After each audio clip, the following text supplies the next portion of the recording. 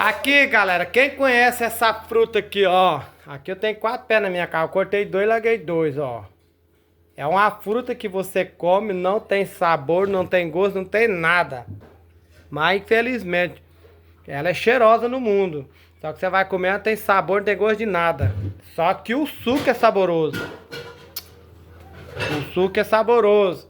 Vocês sabem como é o nome dessa fruta aí, gente? Quem sabe, fala comigo aí o nome dela.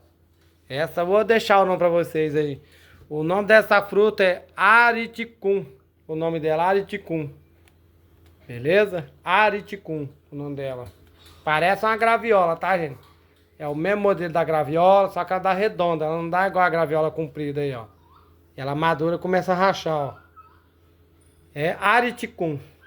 Só que ela parece uma graviola, igualzinha. A mesma gênero da graviola. Mas a graviola é compridona, né? Despontada pra baixo.